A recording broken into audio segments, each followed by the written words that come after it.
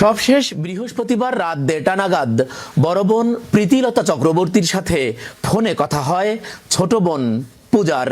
পরে শনিবার রাত ৮:৩০টায় বোনের নম্বর বন্ধ পান তিনি।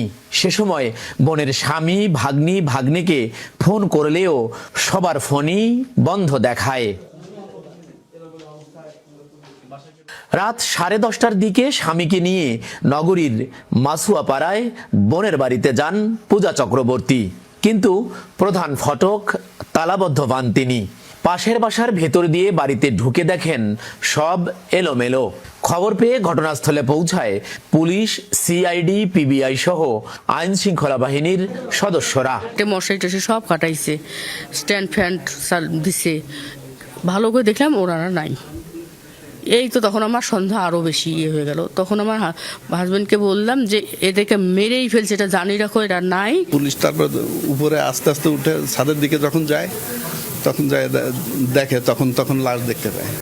সিঁড়ির চিলেকোঠার নিচে মেলে প্রীতিলতা ও তার মেয়ে প্রার্থীর মরদেহ। ছাদে বাবা গণপতি আর খাটের নিচে ছেলে প্রিয়মের লাশ। পুলিশের ধারণা বৃহস্পতিবার রাতে ডাকাতি হয়েছে। সেই অপরাধ ঠেকাতে গেলে হত্যা করা হয় পরিবারের সদস্যদের। শোবার ঘরে দেখলাম ওনার ছেলের লাশটা একদম দেওয়াল এবং খাটের সঙ্গে লাগানো অবস্থায় একদম ভিতরে ফেলে দেওয়া। তাদের বৈদ্যুতিক সংযোগটা বিচ্ছিন্ন এবং পারিপার্শ্বিকতা ভিতরের যে অবস্থা, তাতে আমার মনে হয়েছে, প্রাথমিকভাবে আমি মনে করছি এটা ডাকাতির ঘটনা। সবচেয়ে বড় রহস্য, 3 দিনে মরদেহগুলো থেকে গন্ধ ছড়ালেও টের পাননি প্রতিবেশীরা। জানান, বুধ ও বৃহস্পতিবার দুপুরে ওই 4 জনের সাথেই দেখা হয়েছিল তাদের। বৃহস্পতিবার দুপুরে পাশের দোকান থেকে চকলেটও কিনেছিল প্রিয়ম। কোনো শব্দ হলে এগুলো তো ভিতরে থাকলে কিছু বোঝা যায় না, দরজা লাগানো থাকলে, আর আমরা পাইনি। মাস্টার সাহেবের সঙ্গে এমনিতেই কথা তো বলে না, উনি ওনার কাজে যায়, ওই জাতে দেখা হয় দোকান থেকে, এই পর্যন্ত দেখি।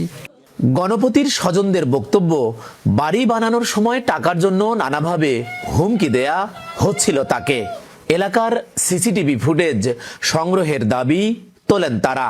বাড়িটা নিয়ে অনেকটাই প্রবলেমের কথা বলছিল, যে আমার কাছে টাকা পয়সা মুক্ত এটা সেটা। আমি যে কারা চায়, হয়তো তাদেরকে পরে আমাকে বলছিল যে আমি মীমাংসা করছি।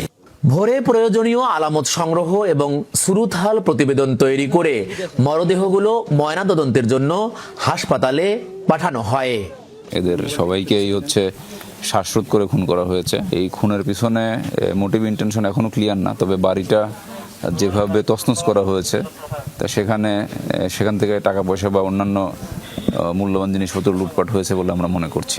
গেল ডিসেম্বরে রংপুর জেলা স্কুল থেকে অবসরে যান গণপতি চক্রবর্তী। মেয়ে প্রার্থী কয়েকদিন আগে কারমাইকেল কলেজ থেকে ইংরেজিতে মাস্টার্স পাশ করেন। ছেলে প্রিয়ম জেলা স্কুলের 5ম শ্রেণীর শিক্ষার্থী, আর স্ত্রী প্রীতিলতা ছিলেন গৃহিণী। সরকার, মাজহারুল মান্নান।